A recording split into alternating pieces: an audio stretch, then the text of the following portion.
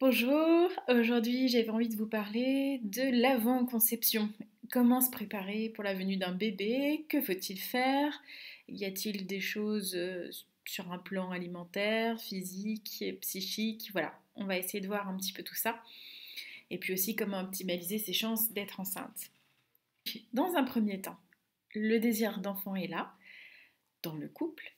On va essayer le plus possible de rendre le l'habitation la plus saine possible. Donc on va enlever les toxiques. Les toxiques, donc j'entends par là le plus couramment cigarettes, alcool, et évidemment là, et qui nécessitera certainement un suivi un petit peu plus approfondi, tout ce qui est drogue, euh, drogue douce ou drogue dure. Là, en général, on a besoin d'être vraiment accompagné. À partir de l'ordre où ça devient de la pathologie, comme vraiment de l'alcoolisme ou des choses comme ça, c'est sûr que seul, c'est un peu compliqué. On va donc essayer le plus possible de mettre de côté tout ce qui est néfaste pour le corps et donc a priori pour le futur bébé. Vos artères, vos veines ont besoin d'être fonctionnelles et opérationnelles un maximum, donc il faut que le sang et la lymphe circulent bien et surtout amènent des bonnes choses à votre corps et donc à votre futur bébé. Alors, comment faire? On va commencer déjà avec l'alimentation. Comment apporter le plus possible de minéraux à son corps? Alors simplement en mangeant le plus possible des fruits et des légumes crus. Dire 80% de votre plat, de votre repas, ça serait super que ce soit des fruits et des légumes crus. Parce que là, du coup, vous vous chargez en minéraux, puis vous nettoyez bien votre corps, parce que ça va vraiment provoquer ça, un nettoyage du corps, en plus de lui apporter les nutriments nécessaires. Donc, la panacée. Donc, au niveau de l'alimentation, fruits et légumes crus, on va essayer de bien s'hydrater. Alors, chaque femme est différente, chaque personne est différente, donc il y en a qui ont plus ou moins besoin d'hydratation, il y en a qui le ressentent plus ou moins fort. L'idée, c'est quand même d'essayer de boire 1,5 litre par jour et 2 litres quand il fait très chaud, que vous avez transpiré. Voilà, parce que sinon on se déshydrate pas mal. Et le but, c'est pareil, c'est d'essayer d'éliminer les toxines, de bien hydrater son corps. Donc, vous vous emporterez que mieux en buvant correctement. C'est pas facile, hein, donc moi ce que je fais, c'est que je prends une bouteille d'eau, je mets mon prénom dessus, et tout le monde sait que c'est ma bouteille et qu'il faut que je la boive dans la journée. Sinon, c'est vrai qu'on a du mal. Après, ça peut être sympa aussi de se faire des jus, puisqu'il faut manger pas mal de fruits et de légumes. Si vous avez l'occasion de faire des jus, des smoothies, des choses comme ça, bah c'est top. Parce que là, du coup, vous pouvez mettre des kiwis, des bananes, des oranges, des pommes, des poires, des clémentines, et vous faire une bonne dose de jus de fruits. Et puis pour les légumes, c'est pareil. Il y a des choses que vous pouvez mixer et qui sont super. Alors pour ceux qui ont un extracteur de jus, bah, c'est sûr que là c'est top parce qu'on limite un peu les fibres, ça stimule un peu moins l'intestin. Donc par exemple jus d'épinards avec, avec des pommes, c'est très bon, il faut tester. Mais sinon voilà, en mixant, c'est vrai qu'on arrive à incorporer une plus grosse quantité de légumes ou de fruits que si on mangeait comme ça et qu'il fallait mâcher à chaque fois. C'est sûr que là, on peut avoir une belle quantité de fruits et de légumes. Avoir une alimentation saine, une hygiène de vie saine. Comment faire pour avoir une hygiène de vie saine? Alors, bien dormir. Il faut dormir, c'est important. Donc, vous allez voir, j'en parlerai plus tard parce que le sommeil est modifié aussi pendant la grossesse pour s'adapter au bébé et au rythme du bébé par la suite. Mais avant la grossesse, quand on a le désir de conception, c'est déjà important de bien dormir, de se coucher relativement tôt.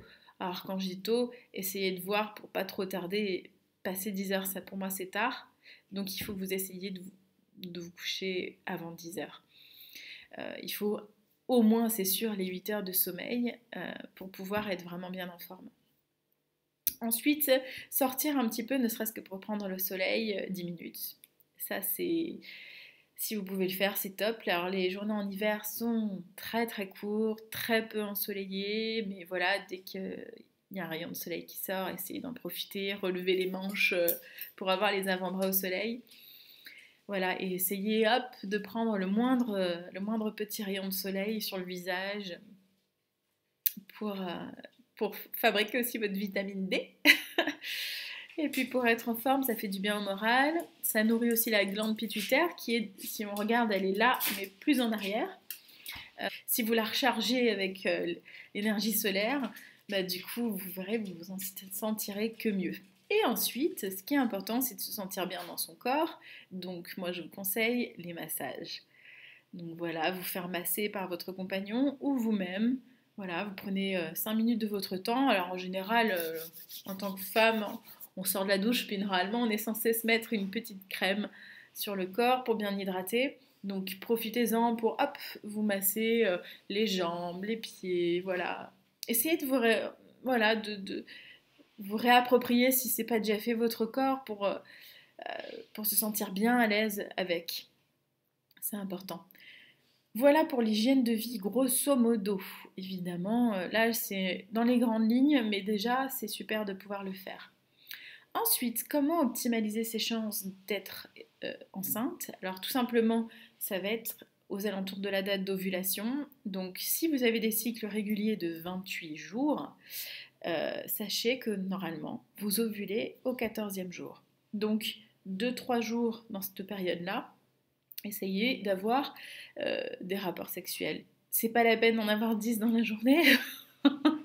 Au moins un rapport par jour pendant 2-3 jours autour de l'ovulation, donc qui se situe au 14e jour. Une fois que vous avez vos règles, vous comptez un jour. Vous êtes à J1 au premier jour des règles, J2, J3, J4, à J14, vous êtes dans une période d'ovulation. Pour celles qui ont des règles complètement irrégulières, un peu anarchiques, il y a plusieurs méthodes pour vérifier votre ovulation et quand est-ce qu'elle se passe. Déjà en écoutant votre corps, donc vous pouvez utiliser la méthode dite naturelle. Vous tapez sur internet méthode naturelle, vous allez voir, ça fonctionne avec la courbe de température, avec l'écoute du corps et de ce qui se passe, les signes du corps, comme quoi on approche de l'ovulation ou qu'on est en train d'ovuler. Et puis ensuite, vous avez aussi les tests d'ovulation qui sont disponibles en pharmacie et de plus en plus maintenant, même sur internet, on en trouve très facilement. Ça, vous pouvez aussi essayer de vous en procurer si vous ne savez pas trop quand est-ce que ça tombe votre date d'ovulation. Pour votre homme, c'est pareil, il faut qu'il fasse attention à lui au niveau, c'est pour ça que tout à l'heure je disais, hein, le couple, hein, c'est important aussi que lui, il ait une bonne spermatogénèse, donc des spermatozoïdes qui soient bien fabriqués, bien costauds, bien vigoureux. Donc c'est pareil, tout ce qui est toxines, toxiques, il va falloir qu'il évite le plus possible. Et avoir une hygiène de vie saine comme vous, donc pareil, d'essayer de sortir un petit peu, prendre l'air, faire un peu de sport, et voilà, qu'on soit dans des bonnes conditions, optimum. Donc vous savez comment faire pour optimaliser vos chances, être confortable dans son corps, essayer de s'alimenter de façon correcte, être positive et patiente, n'attendez pas cycle après cycle, ça va venir, la moyenne c'est 1 an. Pour avoir une grossesse. Donc, prenez votre temps et soyez cool avec ça. Plus vous serez cool et moins vous serez fixé là-dessus, même si on est impatiente, mieux ce sera. Et puis, si jamais ça durait plus d'1 an, alors là, c'est le sujet d'une autre vidéo. Et certainement s'orienter en tous les cas vers un médecin. À bientôt!